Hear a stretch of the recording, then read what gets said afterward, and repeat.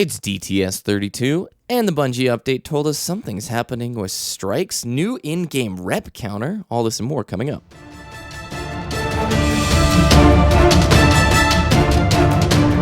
You're listening to Destiny the Show. Welcome, Guardians.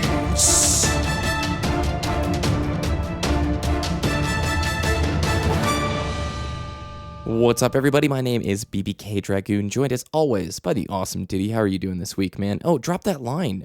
This is show 32, right? DTS 32, we've hit max light level. Let's go. Yeah. We don't need to raid anymore. We're done. Time to help out our other low-level newbies, get them geared too, I guess. So, how's your week? Pretty slow. Really focusing on school now that the tests and papers are going to be due next week and the week after. So it's midterms. Really trying to grind. Yeah. Not a fan. I can't. I'm sorry, man. You're done. You can't empathize. It's weird. I still remember. It's only been a year. I think in a few years I'll probably have forgotten a bit about it, but I just remember my last year of school was not sleeping, too long a days. It was a 19 credit hour semester, so it's like I just remember going to bed not wanting to wake up the next day. Not like that dark, but like you just didn't want the next day to come, if you get what I'm saying. Yeah. It got really dark there for a minute. So, are you feeling better? Yes, absolutely. Fully healed. Good. What'd you do in the world of Destiny? Ooh, a lot of Crucible this past week. Yeah. Ooh. Oh, yeah. I actually joined in on a session. Drew Pancake was with us. Azure was with us. Sassy and Aurora, right? Isn't that Sassy's friend? Yeah. Aura, not Aurora. Yeah. We ran some lobbies, man. That was pretty fun on the Xbox One. Yeah, having 6 people like pre-made going into Crucible, it's so easy, dude. It's so easy playing against randoms. Even when we run into stream teams, we usually come out okay. There might be the odd loss. I think there were 2 dropped games from the time that I was playing with you guys, but it's pretty rad. Other than that, the one game that we lost when I was there was like 20,000 to like 19,800. It was like 1 kill difference. Yeah, I think I remember that actually. It's pretty fun. And did you do Nightfall or the Heroic this week? And did you buy anything from Xur? Because I know I bought an Icebreaker. Yeah, I did Nightfall on all 3 characters. I think I only did the Heroic on 2 characters. Mm-hmm. And then from Xur, I actually bought the Crest of Alpha Lupi for my Hunter because I have that on PlayStation, and it's probably my favorite exotic armor piece for the Hunter in the game. Nice. Yeah. Good stuff, man. Well, I got Evolve. I played Evolve. I did a review video of Evolve on my channel. It's really fun. I can't tell the listeners that it's worth $60 because if you are a hardcore shooter fan, yeah, go for it. But if you're okay to wait for this thing to go on discount, I would. It's really one of those experiences that's a lot like a killing floor where you're doing a similar task over and over again. And, Killing Floor goes on sale on Steam for such ridiculously low prices, and the amount of content that you get with it is absurd. Whereas Evolve, it is a good game, but it doesn't feel like crammed to the lid with content, right? You're going to be doing the same thing over and over again. It's refined. It's fun. I will say this. Hands down, I think it is the best looking game on the Xbox One. It is so good. There's an active weather system. The lighting in the game is great. You have a flashlight. There's lightning that goes off. And it's just a joy to look at. And the game does not drop in frame rate, at least from my experiences so far. And it's so fun, to go from where's the monster? And when the attack goes off, dude, if you look at the audio waveform when you're recording, the volume goes from 6 dBs to clipping. It's like a wall of noise when the fight erupts, and it's really intense and fun. I like it. Not probably worth $60 for most of the listeners. I think at $40, go for it. But we shall see. We shall see how long the game lasts, actually. In Destiny, I played Crucible with you guys.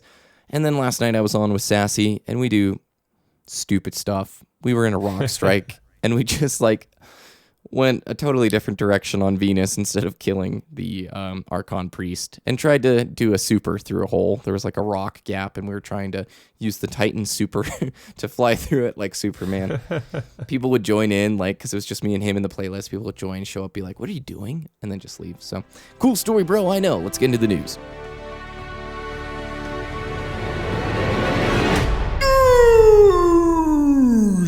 Once again, I want to say a big special thanks to DestinyTracker.com. This website is awesome and has stats for all of your Destiny characters, guides, lore, news, a shader preview, and a lot of awesome features. They have been great about promoting us on their site. We really appreciate it, and it's a good site. Go check it out, DestinyTracker.com. Plug your info in and see where you stack up. It's really cool. It's a great site. I like it. The Bungie Weekly Update. This is really our only big news that happened this week. Ditty, did you read it, and would you be cool to sort of summarize what the 3 big things were?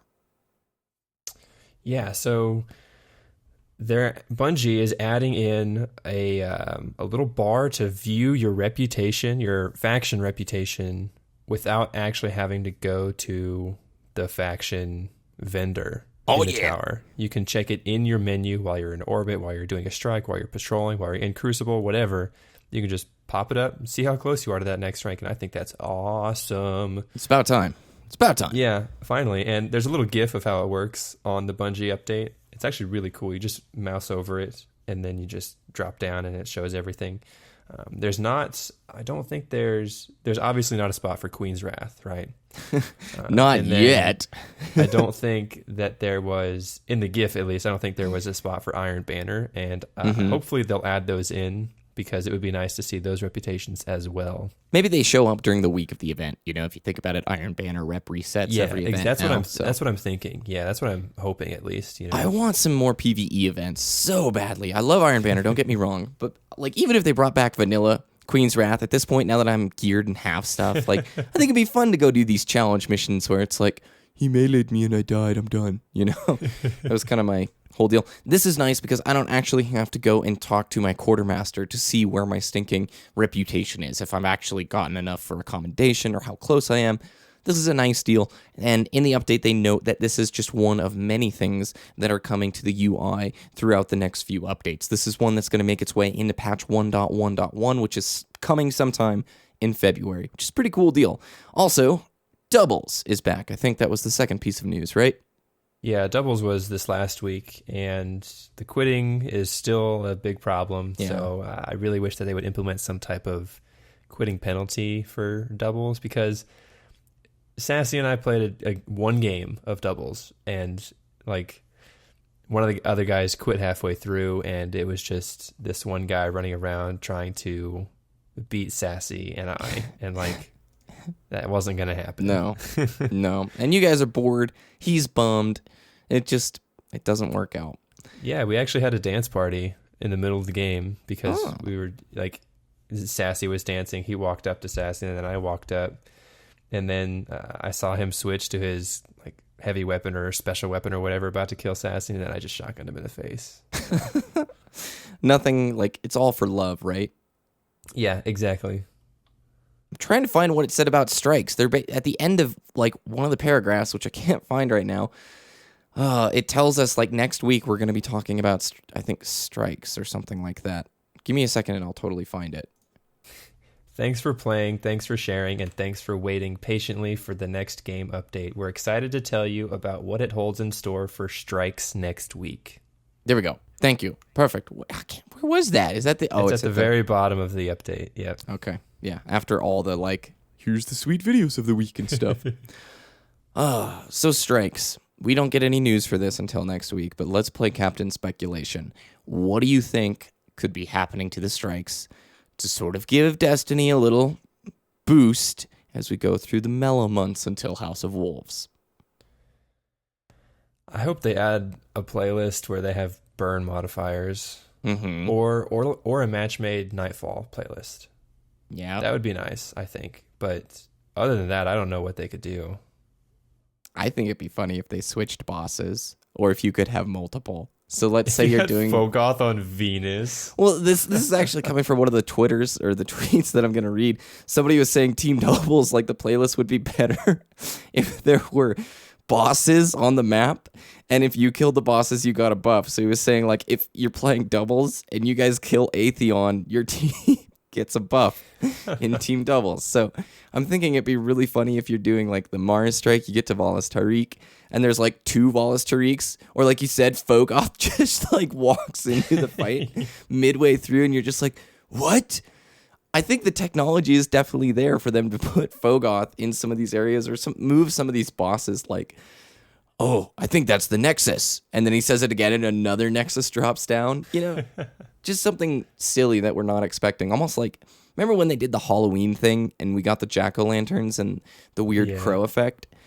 Man, I sort of expected to see more of those. That was so just out of the blue. And Christmas, all we got was the present. No, like, Santa hats. Maybe they were trying to be, like, religiously friendly to all or, whatever. Yeah. Maybe Santa just isn't celebrated for everybody. But, yeah, I don't have much to speculate on that. But it is exciting. I think next week's update is going to be pretty good. So, here's a cool tip. Don't ask if your teammate's super is up. The green box with their level will glow yellow when they have their super. And this is from Reddit user Every Second Divine. And I actually knew this, but I thought I would share it because I probably didn't know it for like the longest time. And then one day you're just like, huh, that's cool. Nice.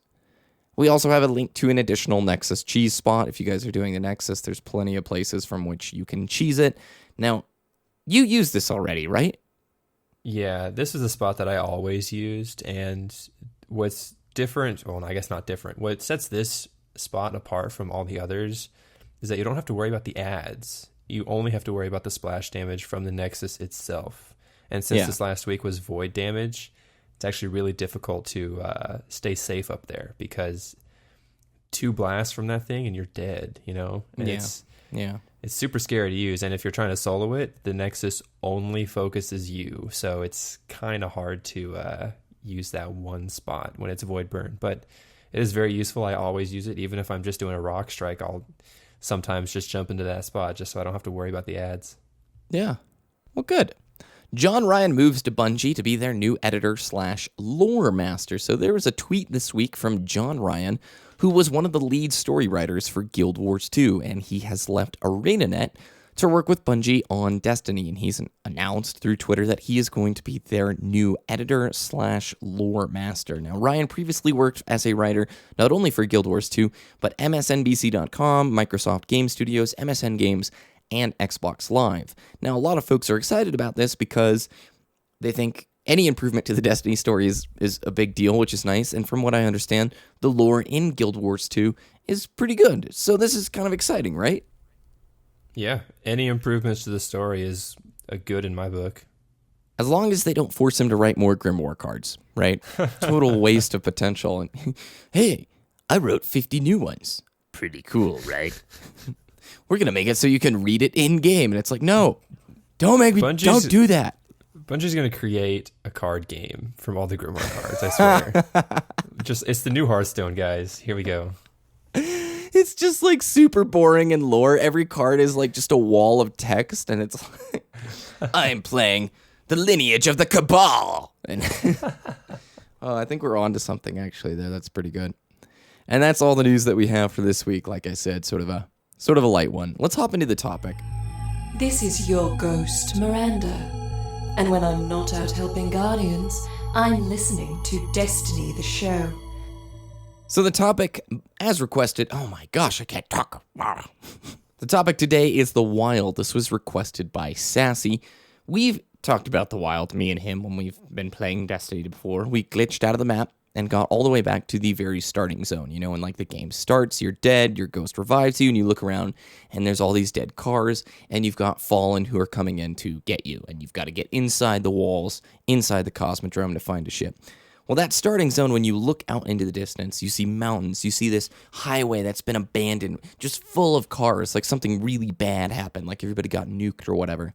Well, the Wild is that area, that out beyond the limits zone from Destiny.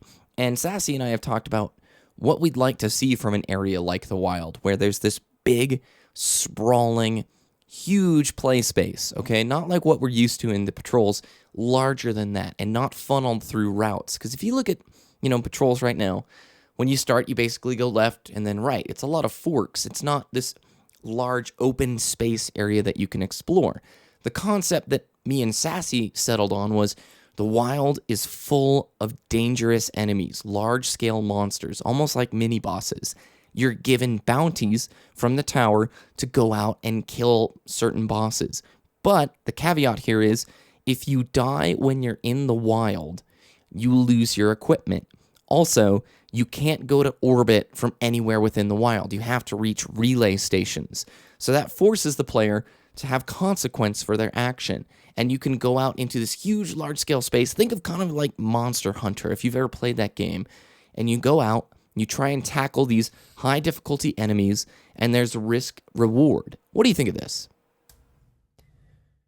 Yes, I would love to have a wild type area to go to, thinking back to my RuneScape days, when you go into the wild, if you fought another player PvP style, you would get like a skull and crossbones above your head, and then if you died out in the wild, you lost everything in your inventory. So there is that danger of going out there, and like anybody can attack you. So like there would be people who just run up to you and kill you just because, just because they could in the wild. And an area like that, I guess not PvP style, but where you have some type of consequence for dying, I think that would be incredible, And what was I going to say? I was thinking about something. Oh, yeah. And I understand why they don't have an area like this in vanilla Destiny 1, because they were still developing for older generation consoles. They were very restricted by memory of the console itself. But I think looking forward to Destiny 2, if Bungie doesn't develop Destiny 2 for the Xbox 360 and PlayStation 3, then they have more potential. They have bigger areas to create, and we could potentially see an area like the Wild appear in Destiny 2. And I really hope that's like in their minds, something like that, something larger scale than what we already have. Now, the maps are big, but there's loading screens in between, like the Divide and what's that place called back there? Rocket Yards, right? Yeah. I always hit a loading screen when I'm trying to sparrow through there, right? Yep. That shouldn't happen in next generation consoles. But since Destiny was limited by last generation's hardware, because Destiny was originally being developed for the Xbox 360 and PlayStation 3, because they didn't know that the next generation consoles existed yet, Yeah. So I guess what I'm trying to say is I hope that Bungie shies away from developing from last generation consoles or hardware, because it's severely limiting the Destiny universe, in my opinion. And a place like the Wild would be amazing. I think I'm really grateful that they actually did, for at least Destiny 1, create the ability to play on the 360 and the ability to play on the PS3. I think from my perspective, having a game be cross-platform is a huge benefit to me. I mean, regardless of what platform, I want them to experience that universe. But I also don't disagree that it limits them, like you said, from a technology standpoint. You also say that you hope Bungie is thinking about these larger scale places like the Wild. And I think you're right, because I looked at a lot of concept art the last few weeks, and you see in one of the concept art pieces a Guardian's tent in the middle of this desert. He's got gear laying on the floor. He's got his helmet down there. And you see some like bones of animals and whatnot. And you also see companion pets, which is really cool. I hope that comes into Destiny. And a lot of the concept art, your Guardian has like a tiger next to him or some type of animal that goes with him into the wild. And these desert places, this tent concept of being away from the tower, being unable to just go to your ship and have this comfortable home at the end of the day, I think that is totally present in their mind. There's concept art of like these snow planets where it's icy and frosty and there's no like signs of civilization. I definitely think it's in their memory. And when you talked about, the loading screen, if you think about it, you really have two choices when you load into the Divide. I can go left to the Moth Yards or I can go right towards the Rocket Yard, right? Same thing with virtually every patrol area. I want to see the Wild do away with that, where if you see it, you can go to it. It's a large-scale play space, and they've done things like this before. Like Halo CE, at the time, the size of some of the maps, not the Forerunner maps, but let's say Halo Mission 2, it's a really big map. And it's not linear. You have to save 3 Marine camps in that mission. And you could pick from the very start which one you wanted to go to and which order you wanted to go to. Now, they give you a Warthog to cover a lot of the ground space, and it still is like 3 tunnels. But at that time, it was a huge environment. Groundbreaking kind of stuff for a first-person shooter, at least on the console. I think it's totally possible for Destiny 2. I think it's something that I want to see. Look at the success of a game like Monster Hunter, or if you just look at like WoW, right? WoW has a lot of these really large open areas. If you see it, you can pretty much get to it in WoW. And I'm comparing two different things right now, but I think the player base would benefit greatly from this because they could run special events and put different monsters out in the wild at different times, rare mobs. That's something we don't really get much in Destiny. Outside of, like, Blades of Crota is kind of an experiment with a rare mob, but in WoW, when you're moving around the map, there are very rare spawn mobs that occur on occasion, and people will work together to take them down. It's really cool. Like, I've been traveling through one of the areas when I was playing Mists of Pandaria. This huge Shaw of Anger or something, this big monster was just out of nowhere, showed up. And then you had like 80 people working together to take this thing down. Strangers who didn't meet in a queue or whatever, who were all attracted to this rare mob. Now, I don't think we can have 80 people, like 80 guardians or whatever, fighting something.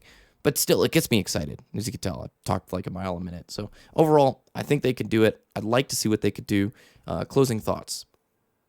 Yeah, I mean, Bungie has even said in Destiny's development that at some point, an iteration of Destiny was like what we're talking about. If you saw it, you can go to it. They even said that in one of their reveal videos from like an E3 type event. Yeah. They actually said that's all playable terrain, and at that point in time, Destiny was that kind of game, and through game development, it goes through many different iterations, and it eventually got to where it is now, which I'm okay with. But if they could add that iteration back into Destiny, maybe Destiny 2, where you have those massive spaces, like you're saying, like just going into the wild, and like, obviously the only social area we have is the tower right now, and that can only hold like 16 people, I think, right?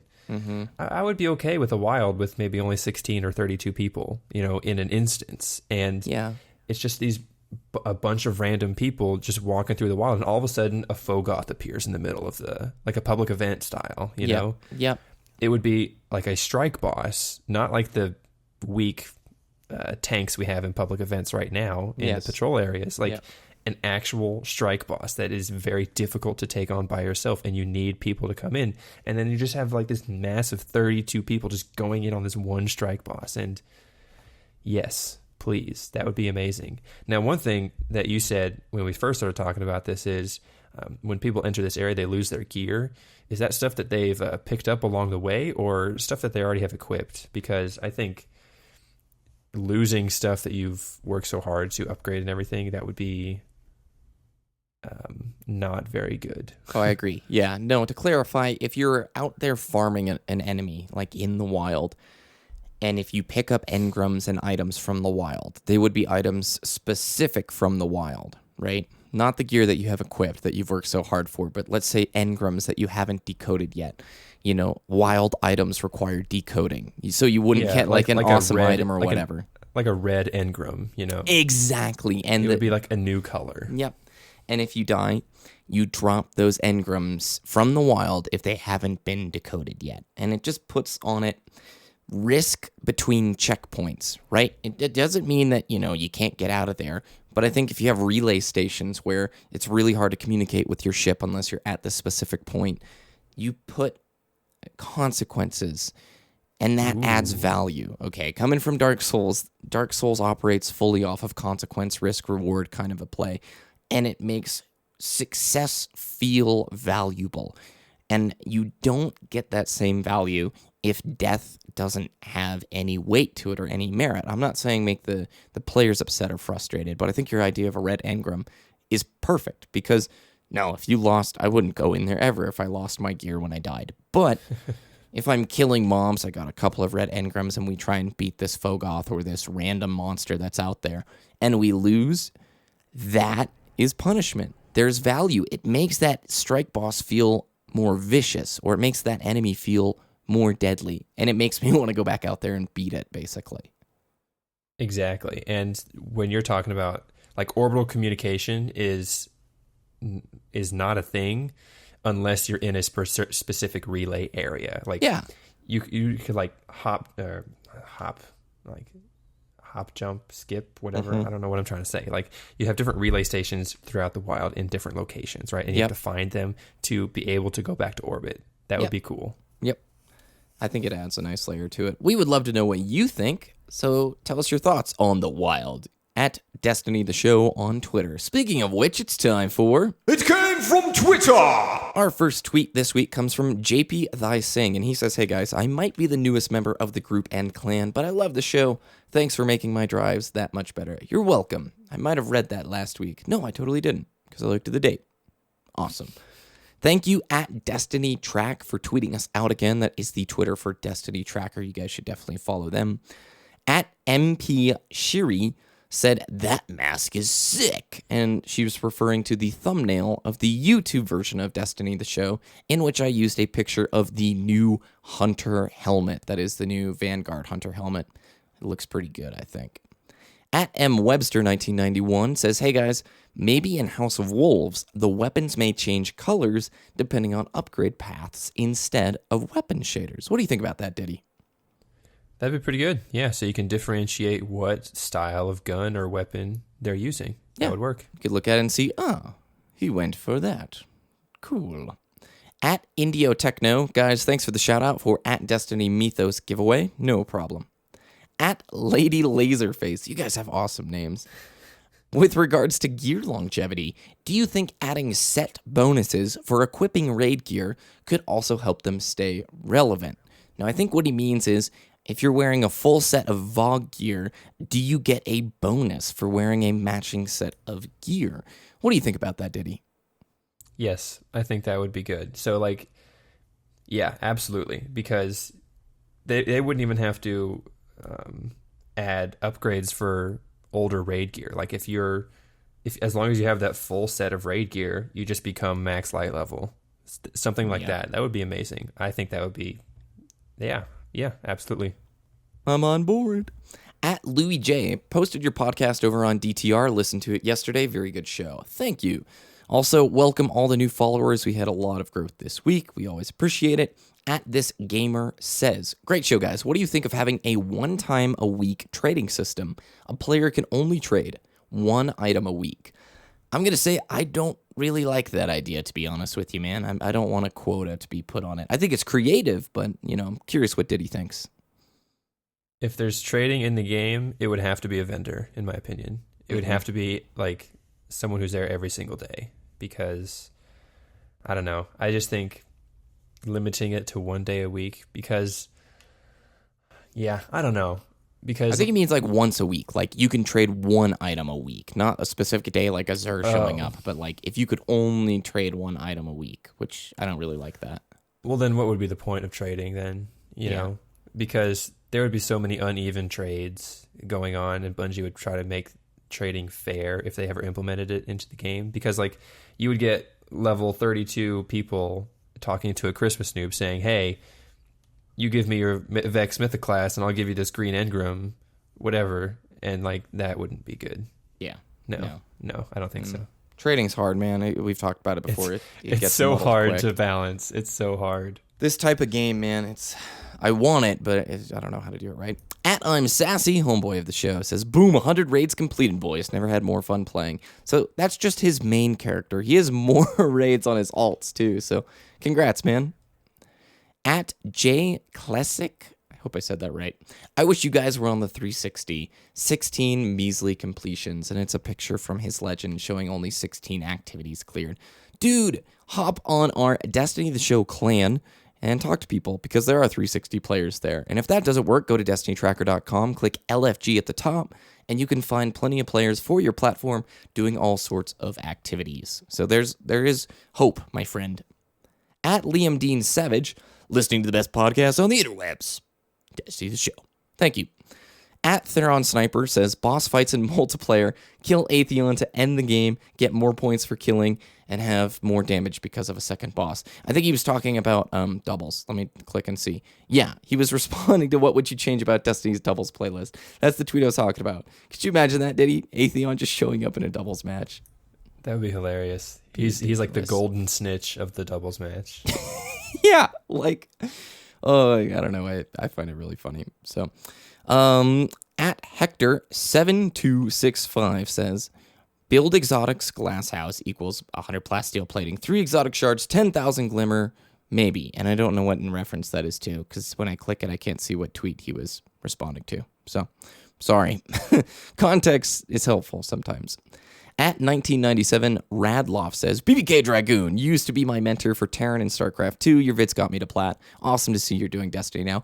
My Terran brethren, I greet you. Congrats on getting to Plat. That's very cool. Our last tweet today is from Wumbo with like 6 O's. Do you guys have Destiny on PS3? I'd love to play with you guys sometime. I am sorry, Wumbo. I do not, and Ditty does not. But follow the same advice that I gave the earlier tweet by going to, Destiny Tracker and doing all that stuff. So Jake Classic, when I told him to go, our clan, or Destiny Tracker, do those 2 things. You'll find players. It'll improve. I promise. Ditty, where can people find your content? Whoa. Almost didn't understand you. Yeah. Twitter.com/Ditty, DTS, DITTY, DTS, and YouTube.com/Wooshness, WOOOSHNESS. DestinyTheShow.com for all the links and more from today's show. We've been doing nice updates on the site. Actually, I should say Ditty's been doing nice updates on the site. So thank you. You can follow us, Twitter.com/DestinyTheShow. Please tweet us to be featured on the show next week. Twitch.tv/DestinyTheShow. I am BBK Dragoon. You can follow me on Twitter at BBK Dragoon. And my YouTube is youtube.com/BBK Dragoon. Have a great week, Guardians. We look forward to seeing you next time and learning all about the strike changes. Have a good week.